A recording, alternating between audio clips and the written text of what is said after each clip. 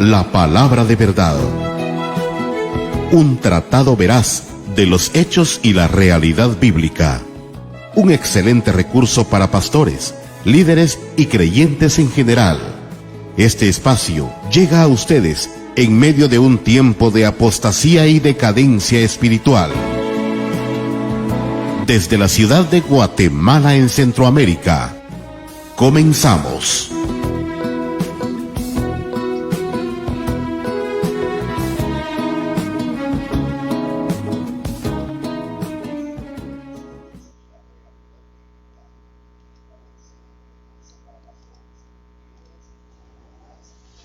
Dios les bendiga a todos, amados hermanos, y todos nuestros fieles seguidores de esta fanpage, La Palabra de Verdad. Sean todos cordialmente bienvenidos una vez más a su espacio La Palabra de Verdad. Estamos dando inicio en esta preciosa noche de día sábado. Tenemos acá nuestro espacio siempre todos los días sábados, de 8 de la noche a 9 de la noche, una hora que ocupamos para poder tener un tiempo para poder estudiar las Sagradas Escrituras a través de este espacio, La Palabra de Verdad.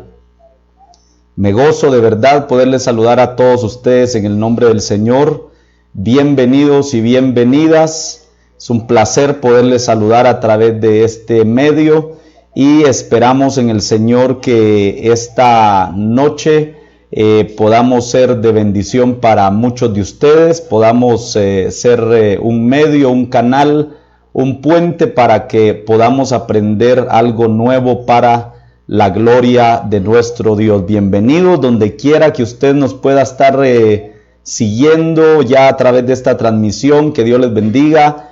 Comparta el link de la transmisión de La Palabra de Verdad con sus familiares, sus amigos, hermanos, incluso en la fe también, para que todos de alguna otra manera podamos ser edificados a través de la palabra del Señor.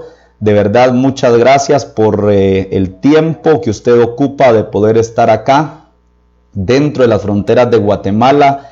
Los departamentos, donde quiera que usted nos pueda saludar, que Dios les bendiga. Ya estamos viendo a muchos conectados ya por acá y nos goza mucho poder saludarles. Saludos acá dentro de las fronteras de Guatemala, Centroamérica, México, Estados Unidos, Sudamérica también, la parte también de Europa, en especial Italia. Toda esa franja de por allá por Europa, que Dios les bendiga grandemente a todos. Hoy tenemos acá un contenido bastante importante.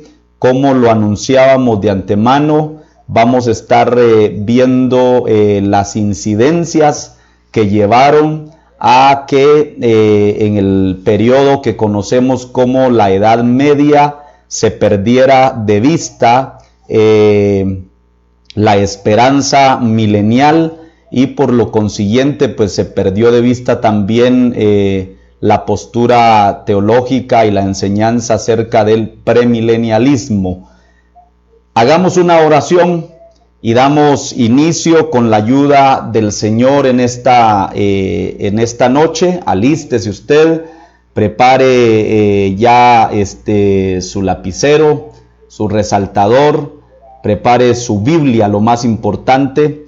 Prepare también usted su hoja de apuntes, su libreta de apuntes, una libreta de apuntes donde usted ya la haya titulado con este seminario bíblico, teológico, que hemos titulado El Milenio, la Biblia y las tres posiciones teológicas que se estudian comúnmente dentro del tema de el milenio, que es un tema muy medular dentro de la teología cristiana, un tema muy medular dentro del cristianismo también.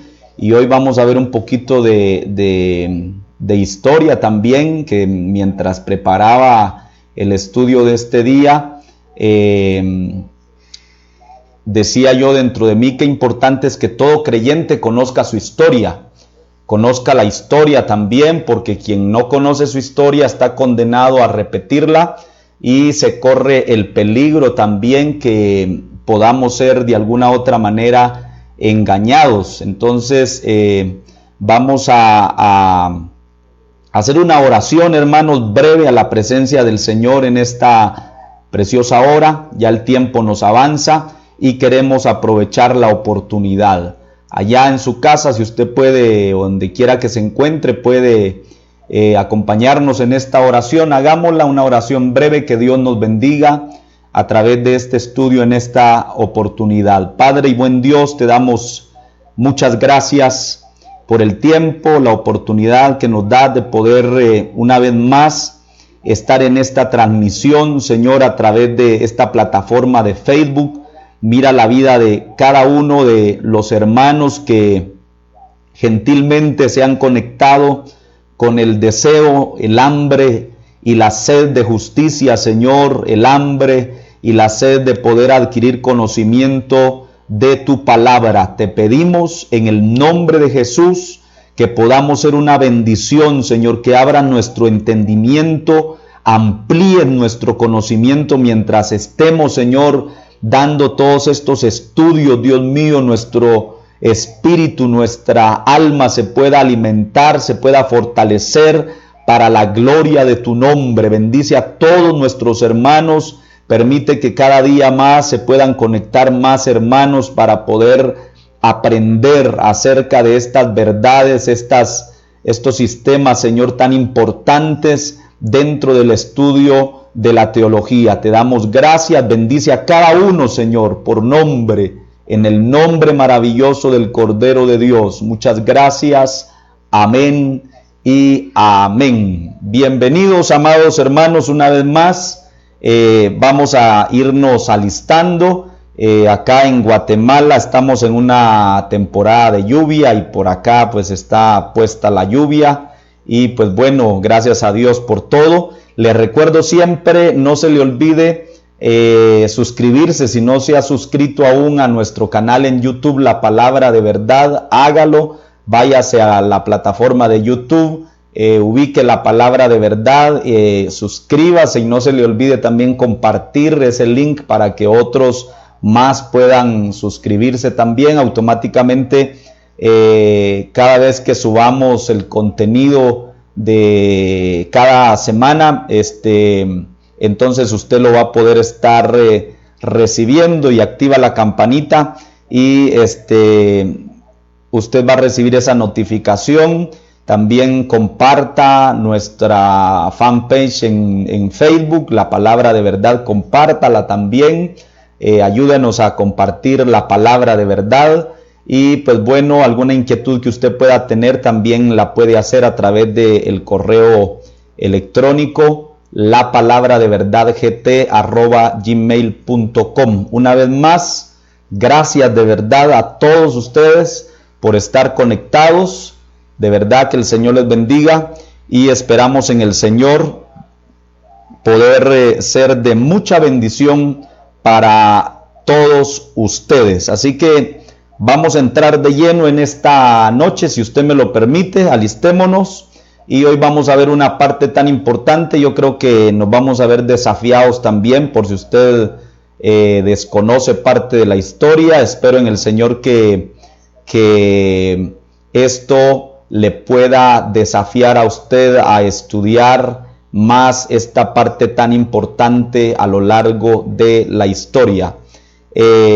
Bueno, ya presentamos acá nuestro tema principal y medular, que es el milenio, la Biblia y las tres posiciones teológicas. Estamos en nuestra 10ª clase y vamos a ir entrando ya de lleno con la ayuda de nuestro Dios. Y como siempre, tenemos acá nuestro mapa conceptual, nuestro mapa de temas, para que todos nosotros sepamos dónde estamos ubicados dónde vamos, para dónde vamos, y que tengamos nuestra brújula, nuestro norte, donde nos estemos ubicando para no andar perdidos. No queremos perdernos, queremos andar bien ubicados, y entonces estamos ubicados, estamos saliendo más bien de toda la parte de lo que fue el pensamiento teológico que se manejó durante los primeros 3 siglos de historia, en este caso la iglesia primitiva, y hoy pues nos vamos a ir ya metiendo de lleno a la parte de la iglesia medieval, y vamos a irnos ya metiendo también casi a la parte de la iglesia reformada, y ahí ya vamos a tener que ir a ver la postura teológica de los reformadores, en el caso de un Martín Lutero, que es a quien más se le conoce en la historia, un Zwinglio, también un Juan Calvino, y otros que fueron importantes, fueron bastiones también en cuanto a la parte teológica en el tiempo de la Reforma. Vamos a avanzar acá, y yo quiero hacerles algo acá a ustedes como una remembranza de lo que todo cristiano, escuche, realmente todo cristiano debería de saber su historia y debería de saber parte de sus fundamentos doctrinales a lo largo de la historia. Estamos ya metidos dentro de la iglesia medieval. Esto también debería de ser, parte del acervo teológico, de todo el bagaje teológico que debería de poseer un buen cristiano. Lo debería de poseer más todavía alguien que se dedica al ministerio, un pastor, un líder también dentro de alguna iglesia, alguien que esté funcionando como líder dentro de una iglesia, debe de tener todo este conocimiento. Y de ahí pues todo creyente que ama la palabra, que ama el cristianismo, pues debe también conocer estos detalles tan importantes. El periodo que abarca la Edad Media, por acá tenemos esta imagen que está comprendida desde el siglo V hasta el siglo XV, decimoquinto siglo.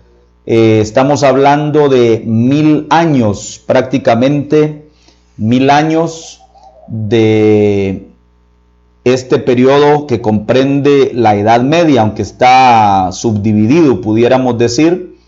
La Edad Media, históricamente hablando, se marca desde el año 476, en la caída del Imperio Romano de Occidente. Esto es historia, pero debemos de conocerlo. Realmente no pretendo esta noche, no pretendo que el estudio sea algo de historia de la iglesia, simplemente estamos ubicando en la línea de tiempo, en especial cuál fue la postura teológica que se marcó, pero para eso debemos de ver el contexto que se movió durante esos siglos. Entonces, año 476, inicia lo que conocemos como la Edad Media.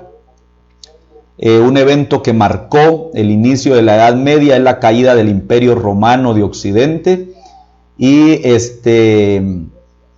siglo XV, otro de los detalles importantes que remarcan ya la finalización de la Edad Media es el descubrimiento de América en el año 1492. Esto hay que conocerlo, amados hermanos. Esto yo creo que no se necesita tener cierto nivel académico para poder saber todos estos datos. Estos hay que conocerlos. Yo le diría a usted, no lo vea como con menosprecio.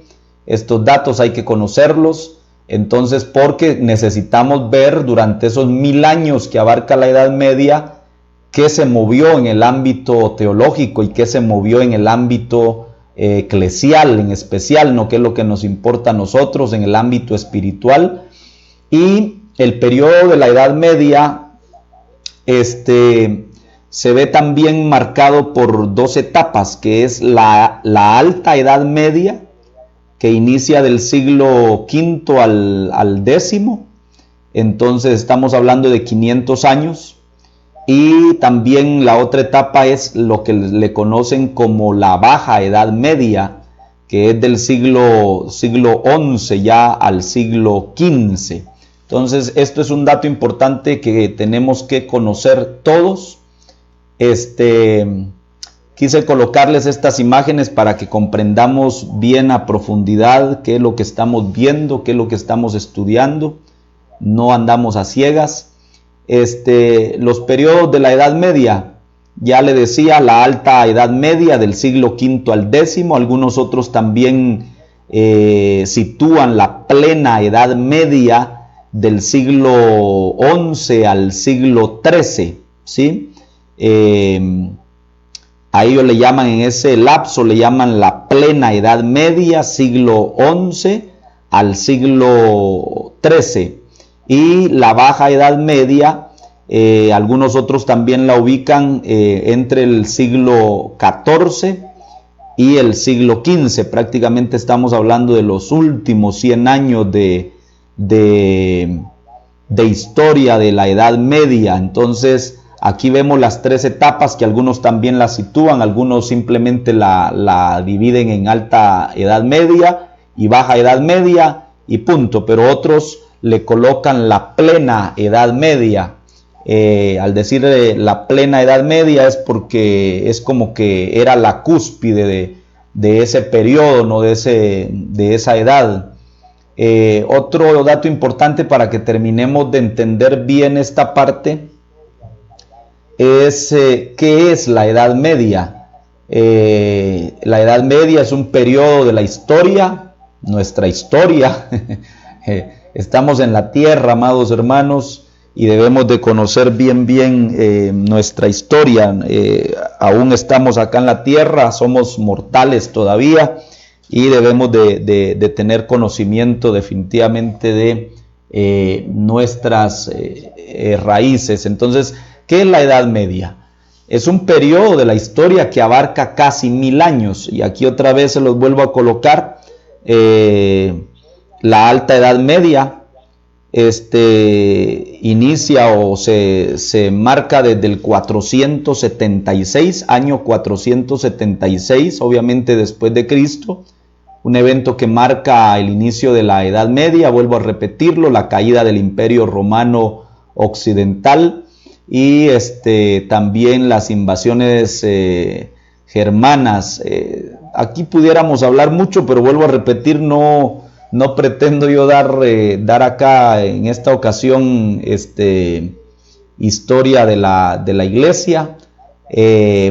Tenemos un punto medio que es el siglo XI, lo que mirábamos en la imagen anterior, a lo que algunos le llaman la Plena Edad Media, pero acá lo estamos viendo solo desde dos etapas, desde el siglo XI.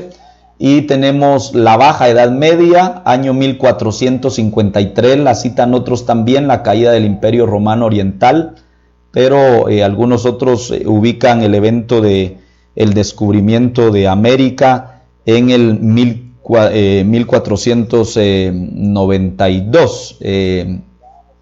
Entonces, la toma también de Constantinopla por los turcos es otro evento que marca ya diríamos el ocaso de la Edad Media. Y aquí, para que tengamos ya un mayor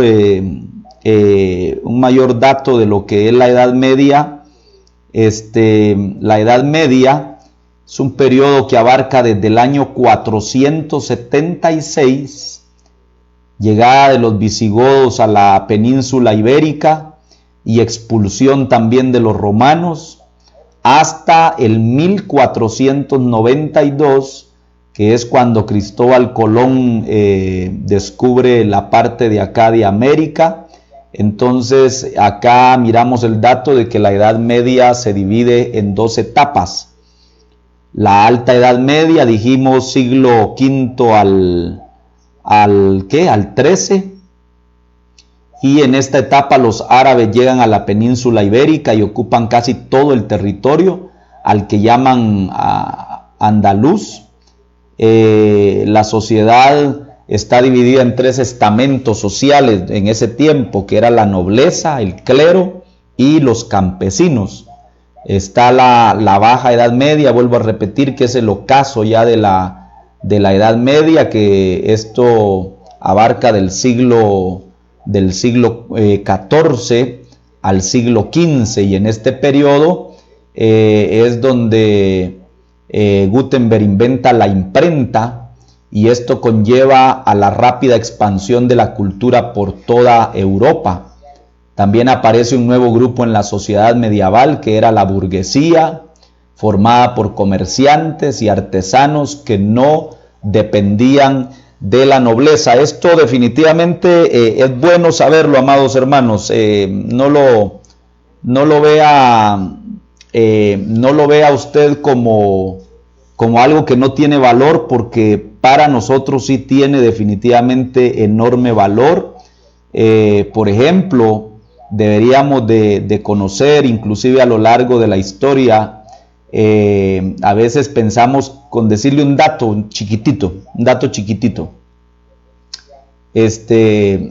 pensamos que, por ejemplo, los trajes típicos acá en lo que es el contexto de la República de Guatemala, muchos pensamos que los trajes típicos son una cuestión o una vestimenta muy de Guatemala, pero no.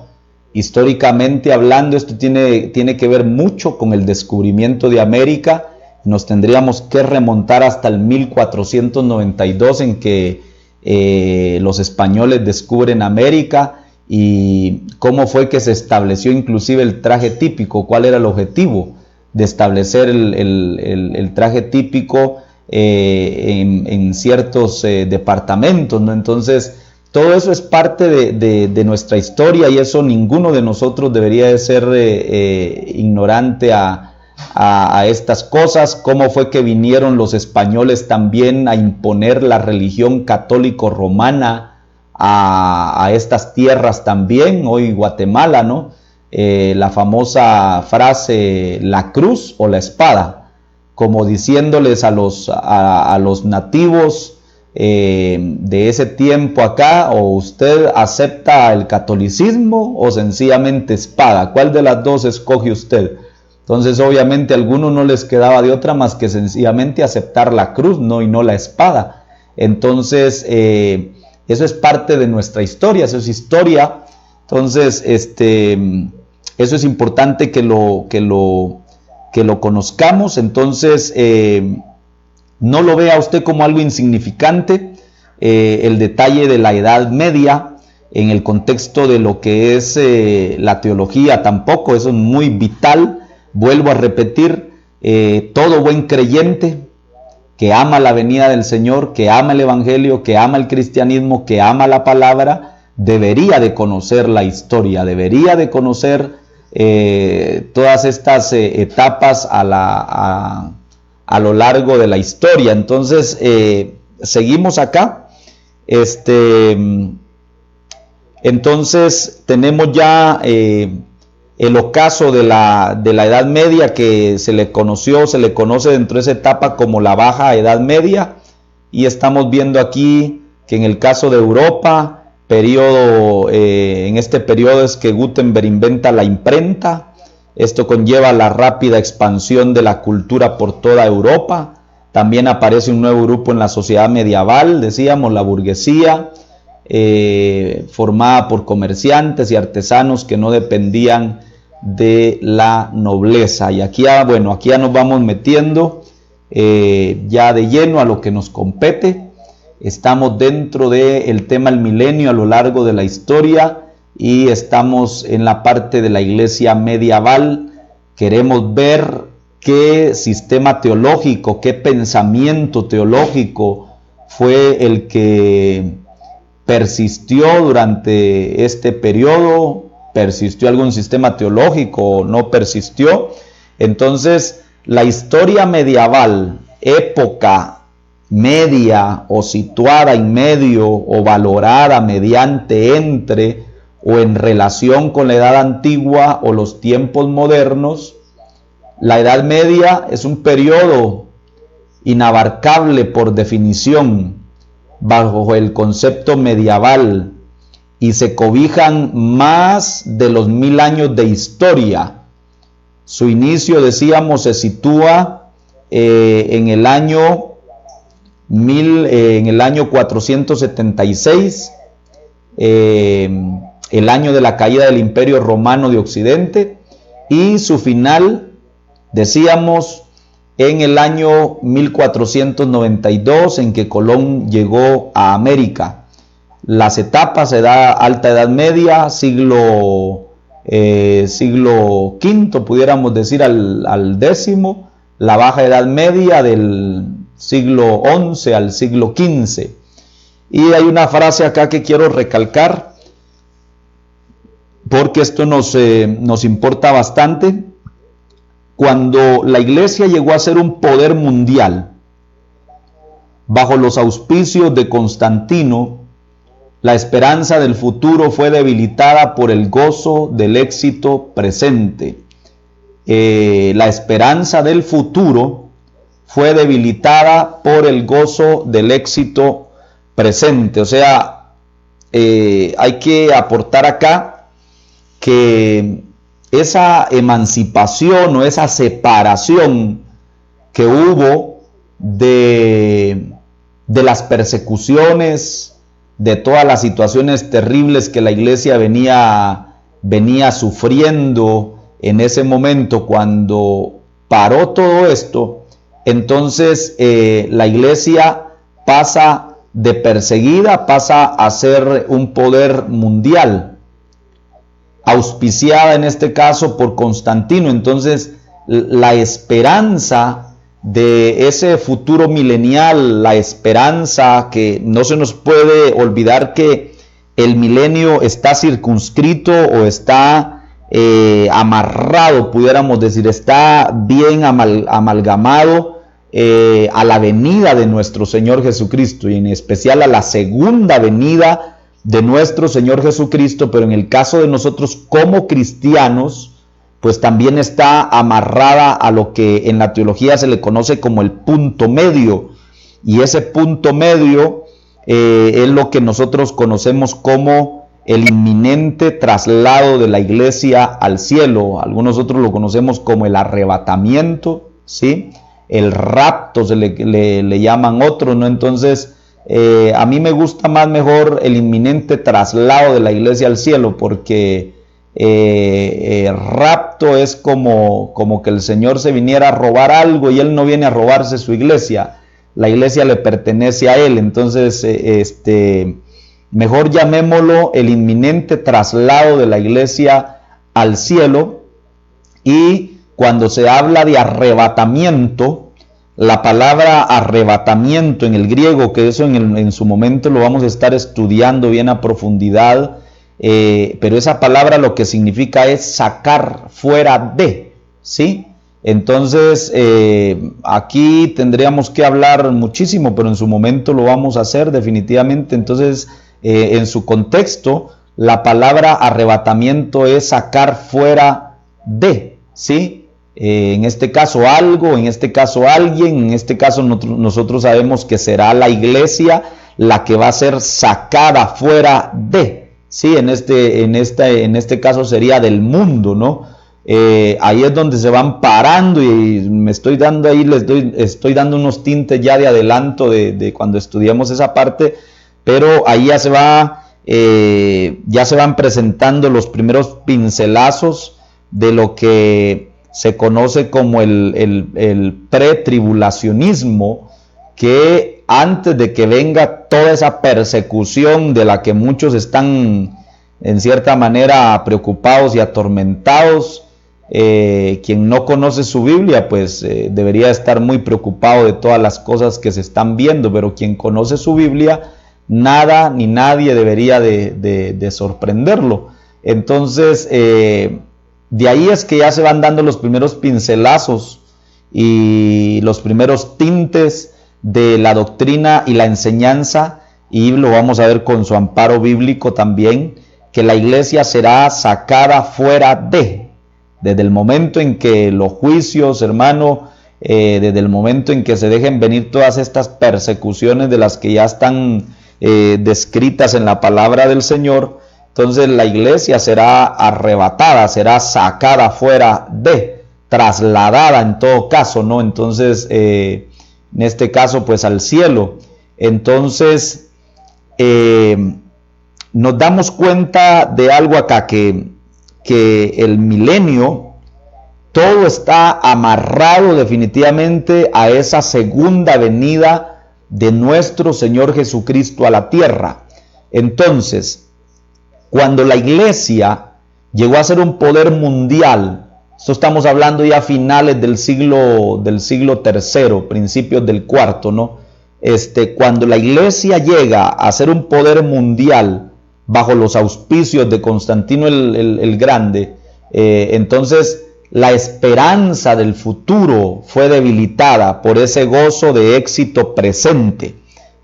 Solo con esta frase deberíamos de analizar mucho, porque usted ve cómo el goce del éxito presente, todas las bendiciones de las que la iglesia ya estaba comenzando a gozar, entonces ellos como que empezaron a cambiar de mentalidad, y obviamente ahí estaban detrás algunos teólogos que ya vimos también en el estudio anterior, esos no cuatro fantásticos, sino 4 teólogos terribles que fueron los promotores, en especial Orígenes, que fue hijo de Clemente de Alejandría, ¿no?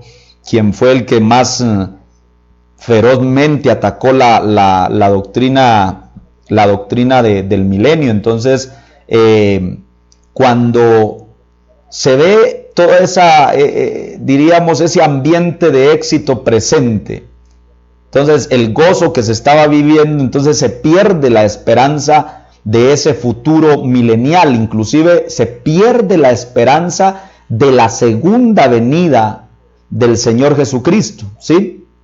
Entonces, digámoslo de esta manera, se pierde la esperanza del inminente regreso del Señor, ya sea en el punto intermedio que yo le decía de lo que se conoce como el arrebatamiento de la iglesia, o ya sea que se conozca netamente en la segunda venida de nuestro Señor, porque ahí hay dos sistemas teológicos también que debemos de ver, que algunos omiten el arrebatamiento de la iglesia, pero lo amarran solamente a una sola segunda venida. Ahí se hacen los dos movimientos, pero algunos otros, en el caso nuestro, que somos de línea premilenialista, nosotros entendemos a través de la palabra sencillamente que hay un punto intermedio en la teología, hay un punto intermedio que conocemos como el arrebatamiento de la iglesia, el traslado de la iglesia, el inminente traslado de la iglesia al cielo,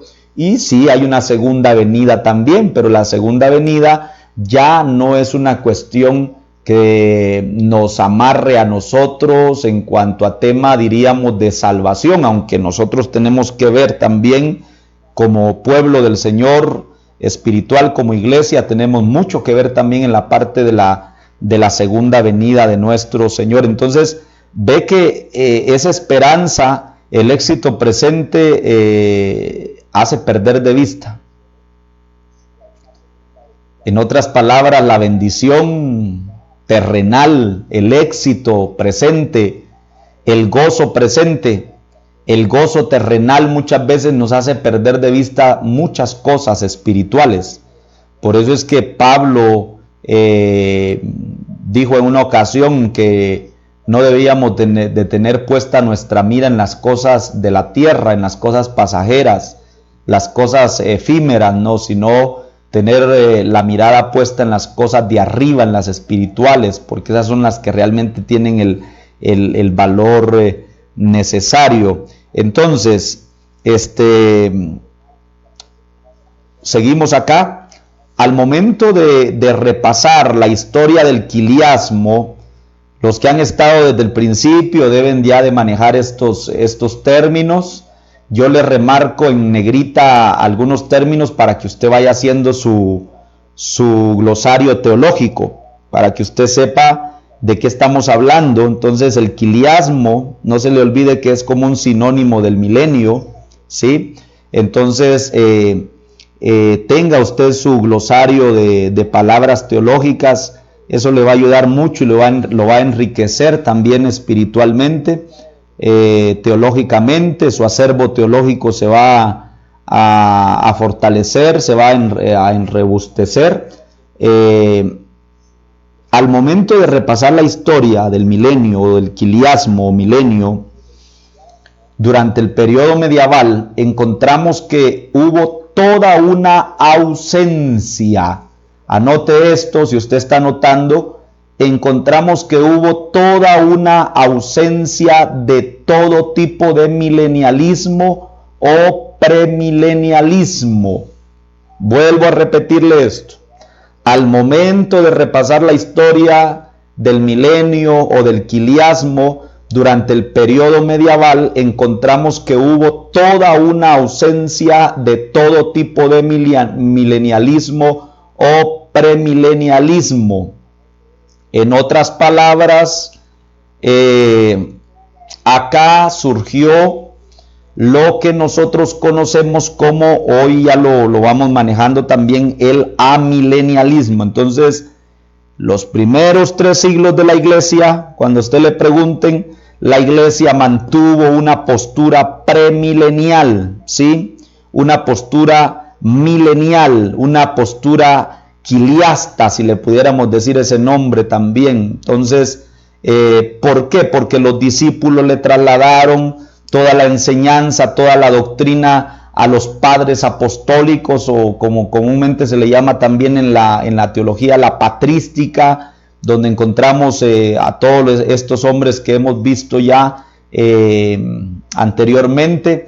Les trasladaron la enseñanza. Sin embargo, a partir del segundo siglo, algunos escritores importantes comienzan a afirmar que comienza a haber en cierta manera una pobreza teológica, una pobreza doctrinal y una pobreza en cuanto a la interpretación de la palabra del Señor. Y esto es lo que hace, y esto es lo que lleva a que de a poquito entonces se fuera perdiendo definitivamente esa esencia de lo que era la verdadera doctrina. Y no digamos ya para el siglo III, finales del siglo III, entonces encontramos acá un dato importante, que durante el periodo medieval encontramos que hubo toda una ausencia de todo tipo de milenialismo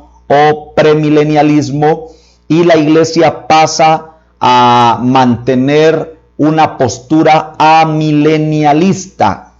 Y al decir una postura amilenialista, nos estamos refiriendo en que ellos decían: no habrá un milenio terrenal como tal, un milenio literal como tal no lo va a haber. Entonces el milenio ya está, decían ellos, porque comenzaron a disfrutar del éxito presente, del gozo de que auspiciados por Constantino, o sea, se volvieron intocables.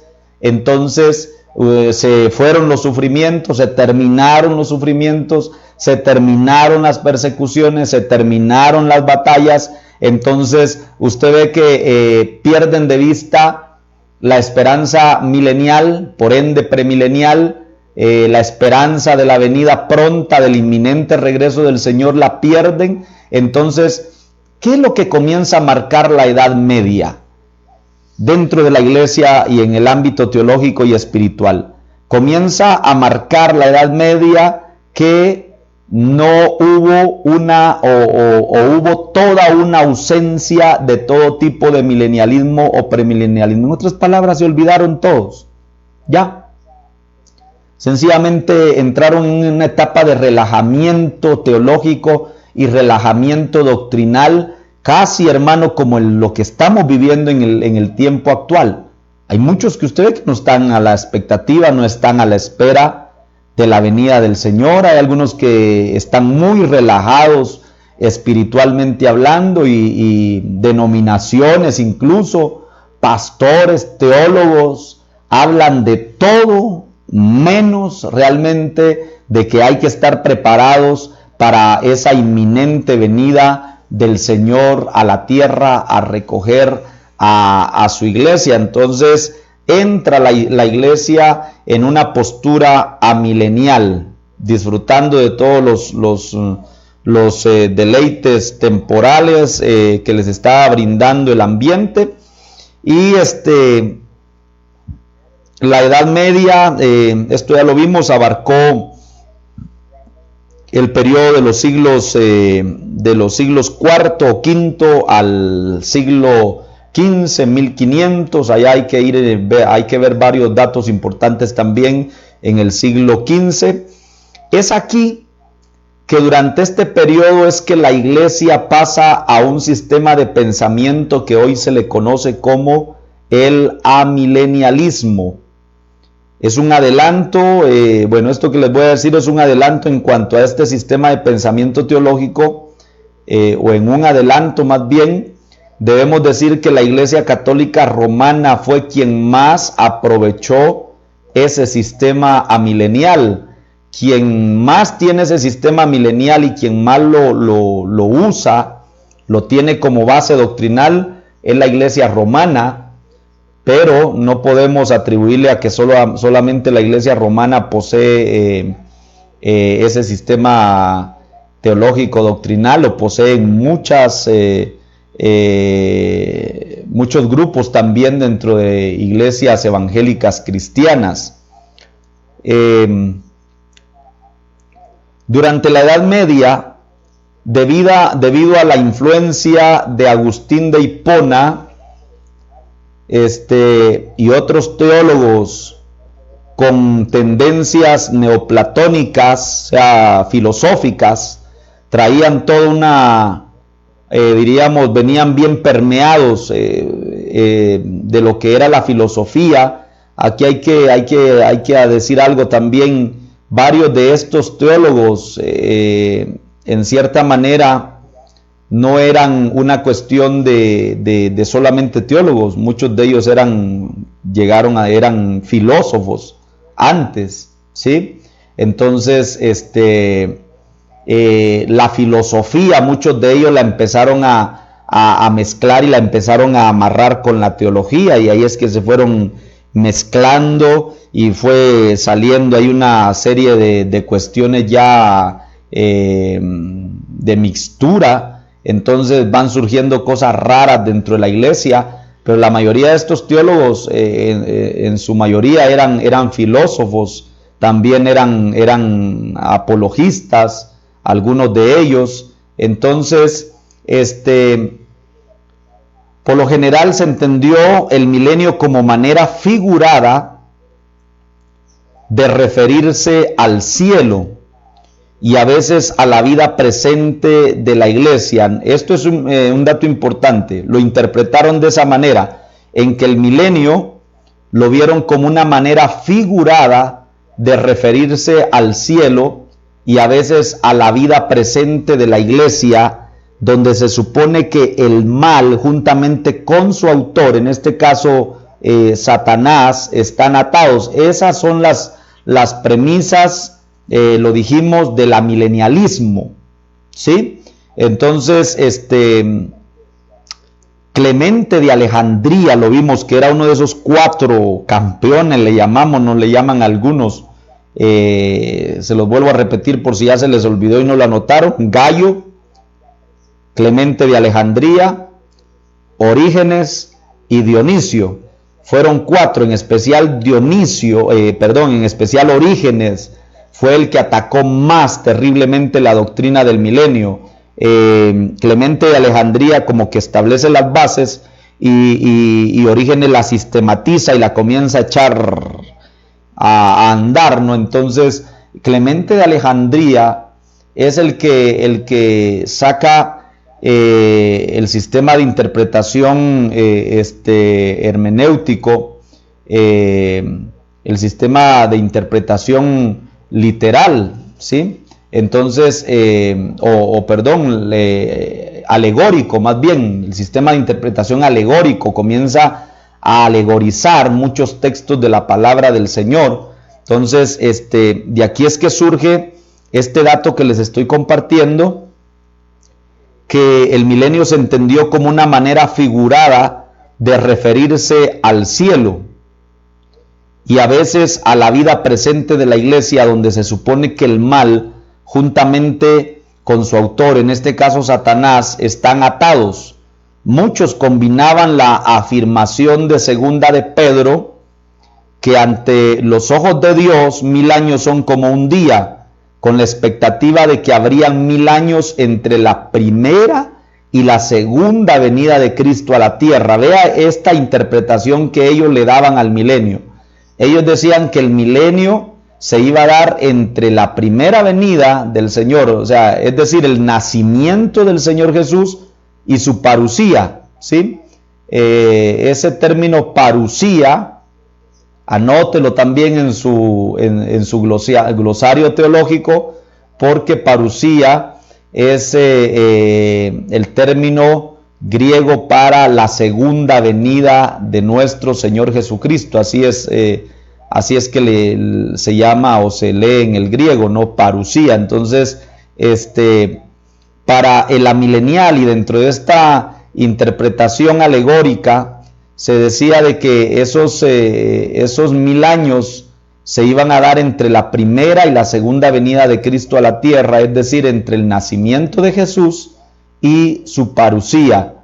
Todo el carácter del testimonio bíblico lamentablemente fue cambiado por las influencias gnósticas. Este es otro término que anote usted, porque el cristianismo fue muy atacado desde los primeros siglos con el tema del gnosticismo.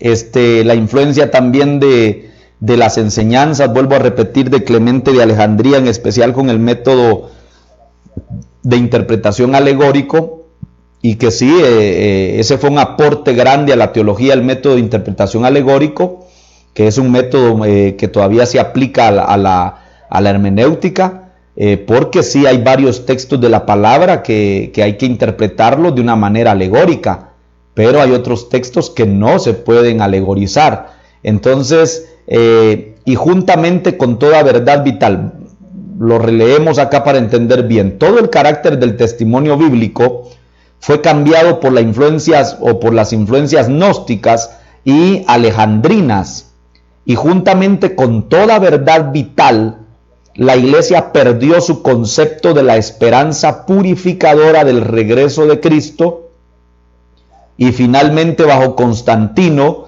se cambió el programa divino de un Señor que volvía por su iglesia lo antes posible. Quise colocarles el texto bíblico de segunda de Pedro 3, segunda de Pedro 3:8, en la versión de la Reina Valera contemporánea. El Señor no se tarda para cumplir su promesa. En este texto Pedro está hablando acerca de la segunda venida de Cristo, como algunos piensan. ¿Por qué Pedro escribió eso? Porque estaban las influencias gnósticas, ya había toda una contraposición, toda una serie de ataques en contra de la doctrina de la segunda venida de Cristo y del pronto regreso del Señor. Entonces los apóstoles pues obviamente contraatacan, no como algunos piensan, sino que nos tiene paciencia y no quiere que ninguno se pierda, sino que todos se vuelvan a Él. Recordemos que surge en este inicio de la iglesia medieval, recordemos que surge la Iglesia Católica Romana como institución. Para muchos católicos romanos no es verídico ni es verdad ni correcto tampoco decir que la Iglesia Católica Romana es la primera iglesia y que nos llamen a nosotros hermanos separados y que tomen como base bíblica el capítulo 16 del Evangelio de Mateo. mala interpretación para decir que la Iglesia Católica ha sido la primera, no. Históricamente hablando, es aquí en los inicios de la Iglesia medieval, es donde surge la Iglesia Católica Romana, aproximadamente año 325, es donde ya se establece la Iglesia Romana Católica como institución. Antes de allí, sencillamente era la Iglesia cristiana, ¿sí? El cristianismo. Ahí no era cuestión de evangélicos, ni era cuestión de católicos, ni era cuestión de hermanos separados. Era la Iglesia, ¿sí? La Iglesia cristiana antes del 325. Pero una vez ya lo que estamos viendo aquí, los auspicios de Constantino y todo esto, la capitulación de la Iglesia, donde algunos le llaman que la Iglesia se vuelve ramera, ¿no? En ese tiempo, porque se mezcló con el Imperio Romano. Entonces, acá es donde surge la Iglesia Católica Romana como institución, y esto hace que el milenarismo desapareciera en proporción al avance del catolicismo papal. Note que esa es otra incidencia que provocó que se empezara a perder de vista el tema y la doctrina del milenio, obviamente por ende también el premilenialismo, de acuerdo a la proporción y al avance del catolicismo papal. Sin embargo, amado hermano, siempre yo creo que les voy a estar recordando esto, siempre va el Señor a tener testimonio en toda etapa de la historia. Siempre hubo testimonio de parte del Señor, siempre hubo un remanente pequeño que el Señor tuvo por allí, hermano, en algún lugar, siempre para mantener esa esperanza, y esa esperanza milenial, esa esperanza de la segunda venida del Señor, esa esperanza premilenial. Siempre el Señor a lo largo de la historia ha mantenido un remanente pequeño sobre la faz de la tierra en todo tiempo, definitivamente. Y si no lo llegara a ver, el Señor no tiene ningún problema en levantar a alguien, hermano, de la nada y poderlo preparar, poderlo capacitar para poder definitivamente sacarlo, en este caso, a la escena y poder ser de bendición. Estamos ya en una recta final ahora, ya nos va quedando poquito tiempo. Y quiero ir casi ya cerrando con esto. Factores que incidieron en el declive de la doctrina del milenio y el premilenialismo, ¿sí? Surgimiento de los dogmas de la escuela de Alejandría, de la cual Orígenes llegó a ser su principal exponente, y que a la sazón, o sea, al tiempo, tuvieron tan amplios efectos sobre el mundo teológico. O sea, todos esos dogmas, ese es otro término para su glosario teológico, dogmas. Todo ese surgimiento de esos dogmas de la escuela de Alejandría, de la cual Orígenes llegó a ser su principal exponente, y que a la sazón tuvieron tan amplios efectos sobre el mundo teológico. El método de interpretación de Orígenes también, que era el de espiritualizar, o sea, era lo que estableció Clemente de Alejandría, el método de interpretación alegórica. Puso término al método literal de interpretación sobre el cual descansaba el premilenialismo. En otras palabras, ese método de alegorizar las cosas o de espiritualizar esto fue un antagónico del método literal, que era donde descansaba el premilenialismo. Usted ve que desde aquí ya se van poniendo bases en cuanto a una correcta hermenéutica. Método de interpretación literal, método de interpretación alegórico también. Eso es importante que lo conozcamos.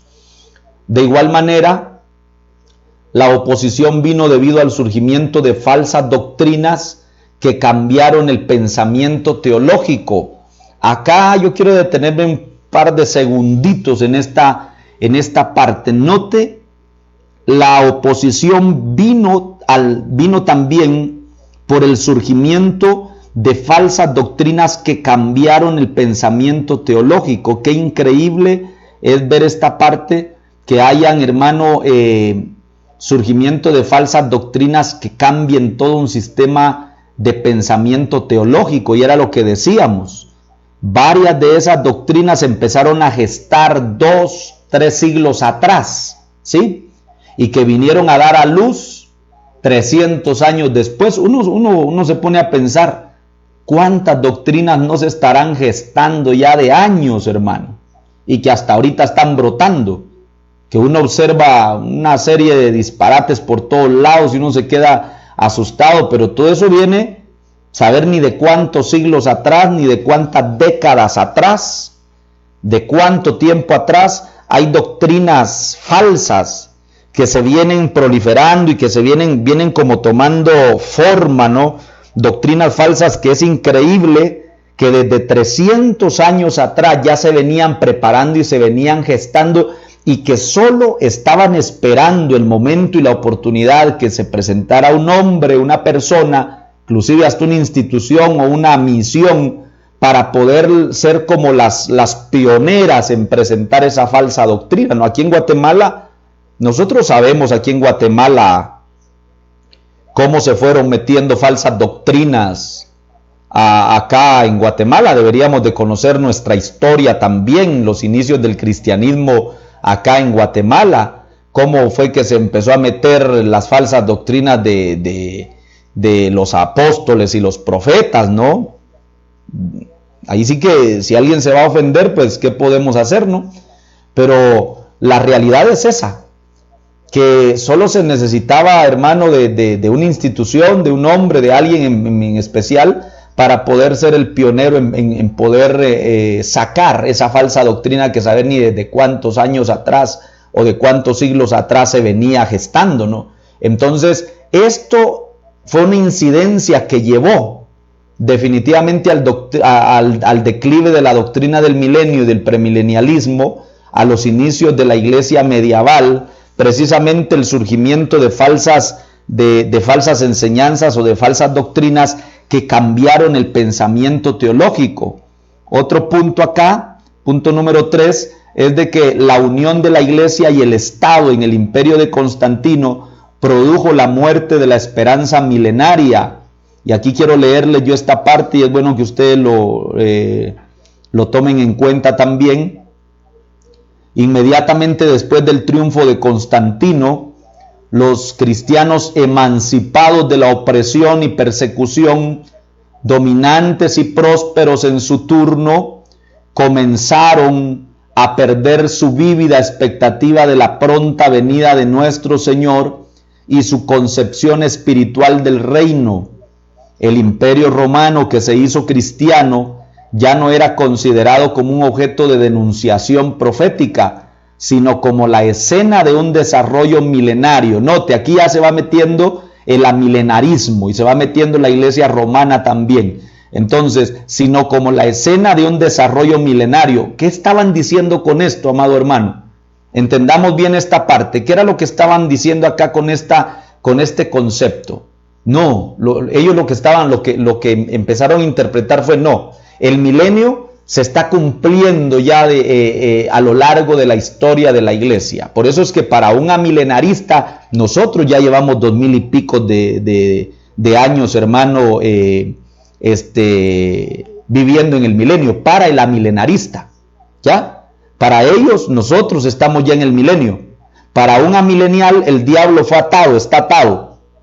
Desde allá, en el Calvario, en el momento en que el Señor muere en la cruz del Calvario, para el amilenarista, Satanás está amarrado, ahí fue atado, y nosotros estamos ya en el milenio. O sea, el milenio ya está para un amilenialista.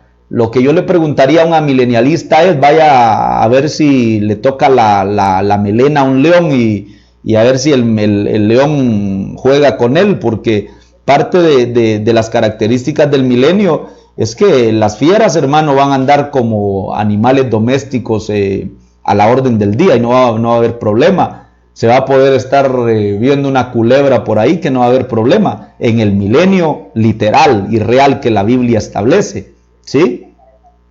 Pero vaya a hacerlo ahorita. Entonces un amilenial debe de analizar bien su postura teológica y debe de recapitular y debe de analizar bien sus fundamentos doctrinales para ver realmente dónde está parado. Entonces aquí es que comienzan a decir ellos que ya esto estaba en escena, ese desarrollo milenario. Este punto de vista, sin embargo, pronto se encontró con la interpretación figurada del milenio, o sea, como que se encontró ese método de interpretación y se hicieron amigazos, ¿no? Entonces, según la cual, este es el reinado de Cristo en los corazones de todos los verdaderos creyentes. Entonces este fue otro factor que incidió al declive de la doctrina del milenio y del premilenialismo y que le diera puerta abierta ya al milenialismo. Y cierro yo ya con esta última diapositiva. Dentro de los factores que incidieron en el declive de la doctrina del milenio y el premilenialismo, otro incidente fue la supresión de los escritos de los padres de la iglesia, o sea, la patrística, y la sustitución por aquellos que eran antagónicos en su posición para minimizar su continua influencia. O sea, saquemos, estaban diciendo, todos esos escritos de estos viejitos, vamos mejor sacándolos de circulación para ya irle sacando a la gente ya esas enseñanzas que ellos tenían. Eso pretendían hacer con esto, ¿sí? Hicieron que se perdiera la insistencia en esta enseñanza central y tendieron a borrar el lugar que la inminente esperanza tenía en sus vidas y sus escritos. Qué terrible esto de verdad, amado hermano. Yo sé que el tiempo ya nos avanzó, pero yo quiero decirle algo acá. Esa es la batalla que el diablo, que el Señor lo reprenda, ha tenido, de querer sacar la Biblia, ¿ya? De querer eliminar y borrar, diríamos, exterminar la Biblia. Y ese va a ser uno de las características del anticristo. Si usted observa, por ejemplo, Antíoco Epífanes IV, cuando conquista también a Jerusalén, siglo y medio antes de Cristo, creo, si la memoria no me falla, prácticamente llegó y todo el que leyera la ley, hermano, el que le encontrara una copia de la ley, prácticamente, hermano, debía morir. Lo mismo hizo también Tito, el emperador Tito, en el año 70, también lo mismo, hermano. Y ese va a ser uno de las características del anticristo, querer exterminar la palabra de Dios, erradicar la palabra de Dios. Realmente que eso fue lo que sucedió en toda esta etapa de la Edad Media. Lo que pasó fue que la gente ya no tenía acceso a la ley, ya no tenía acceso a la palabra de Dios. Por eso es que si usted investiga bajo qué contexto, por ejemplo, Casiodoro de Reina escribió la Reina Valera 60, a usted se le va a ampliar su mente y se va a dar cuenta que eso no va a creer usted que la fue a escribir ahí a la orilla de la playa. La escribió bajo unas persecuciones terribles. Lo mismo le pasó a Martín Lutero también, transcribiendo la Biblia. Entonces el enemigo siempre va a batallar para que la Biblia, la palabra de Dios, sea exterminada. Cierro, ya estamos en la recta final, ya nos vamos a ir a descansar por este día.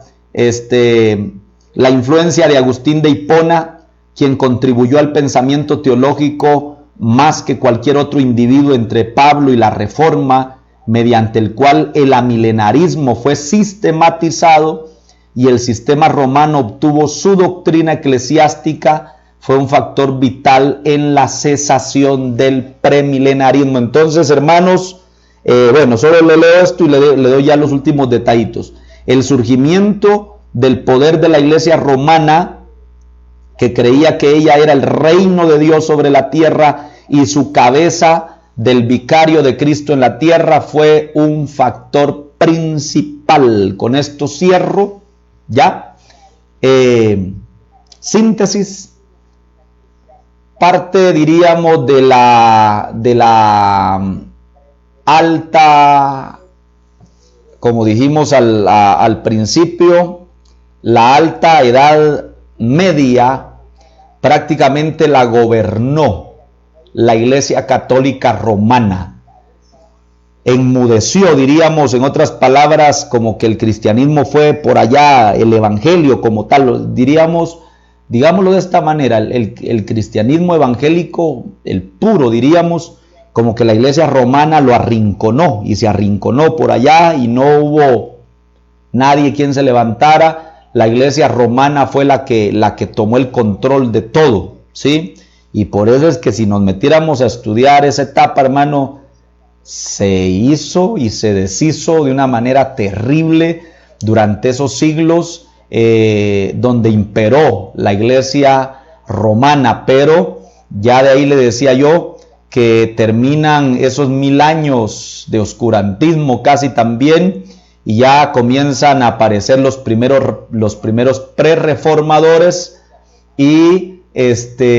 pero no aparecen los primeros prerreformadores con el ánimo de tal vez darle o hacer resurgir nuevamente la doctrina del premilenialismo, del milenialismo, sino que ellos más bien se inclinaron por la parte soteriológica. Sí, al decir soteriológica me estoy refiriendo a la parte de la salvación, o sea, ellos más se dedicaron a la doctrina de la salvación, y otras doctrinas que eran de corte escatológico la fueron como arrinconando y la fueron engavetando, o sea, no les interesó tanto. Entonces, dato muy importante, amados hermanos, que la Iglesia Romana prácticamente toma el control, diríamos.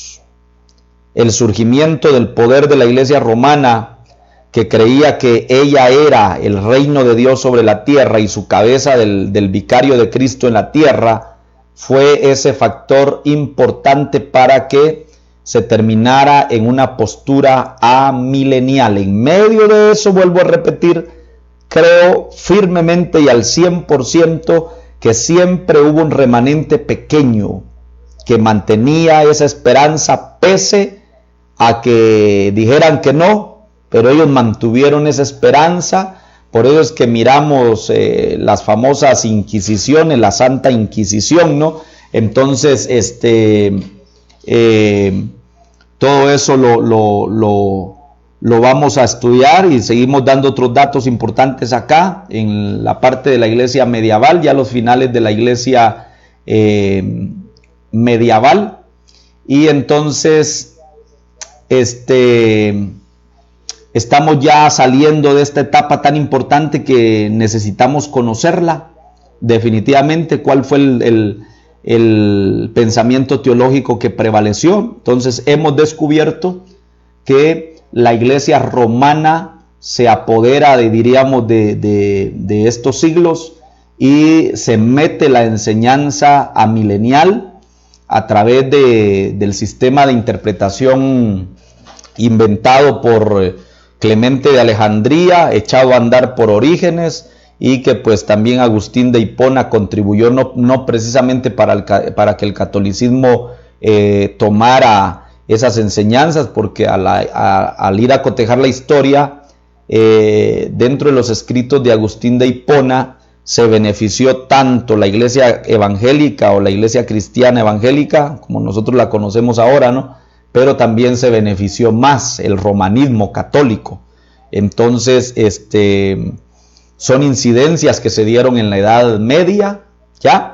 Y pues bueno, ya en el ocaso de la Edad Media, la Alta Media, ya ustedes ahora saben qué es la Alta Media, hasta dónde llega la Alta Media. Entonces es que comienza a darse ya los primeros brotes en Europa, hermano, de esa revolución, diríamos, o de ese descontento de muchos que estaban metidos dentro de la iglesia, de estar viendo las cosas terribles que se hacían allá adentro, y empieza ya a darse los primeros vientos, hermano, de la famosa reforma, y pues lo vamos a ver ahí, quién sabe, toquemos algunos pensamientos de algunos teólogos importantes ya en el ocaso de la Edad Media, para irle dando ya lugar a la Edad Moderna. Y por último agregaría también yo la postura teológica de la Iglesia contemporánea, o sea, nuestro tiempo, ¿sí?, que prevalece en la actualidad. Que Dios me los bendiga grandemente a todos en esta noche. Para mí ha sido un gusto, ha sido un placer. Yo espero en el Señor de verdad que usted se haya llenado mucho, haya recibido la bendición, haya aprendido algo. Y pues bueno, yo ya me estoy despidiendo, agradeciéndoles a todos su amable sintonía. Yo le vuelvo a pedir, comparta la palabra de verdad, tanto el programa como la palabra de verdad también. Suscríbase a nuestro canal en YouTube, váyase a la fanpage de la palabra de verdad en Facebook, dele me gusta, compártala también con otros, invite a otros para que sigan la palabra de verdad, para que se suscriban al canal en YouTube. Y cualquier inquietud que usted pueda tener, pues hay muchos que tienen nuestro contacto y pues lo pueden hacer más directamente a través de nuestro teléfono celular, nuestro teléfono móvil, y otros pues háganlo a través del correo electrónico lapalabradeVerdad@gmail.com. Así que si Dios lo permite, nosotros nos vemos el próximo sábado, si el Señor no ha venido a recoger su iglesia, para seguir aprendiendo. Muchas gracias a todos, de verdad. Aquí tenemos a varios que han estado en sintonía y se han conectado y no se han apartado. Quisiéramos mencionarlos a todos, pero el tiempo no da. Que Dios les bendiga a todos. Buena noche, feliz descanso, y con la ayuda del Señor nos vemos el próximo sábado. Un abrazo grande a todos en el nombre del Señor. Amén. La palabra de verdad es una producción creada por el pastor Marlon Hernández. Para más información, búscanos en Facebook como La Palabra de Verdad, o suscríbete a nuestro canal en YouTube como La Palabra de Verdad, o escríbenos al correo electrónico lapalabradeVerdad@gmail.com. Gracias por tu gentil sintonía y será hasta la próxima.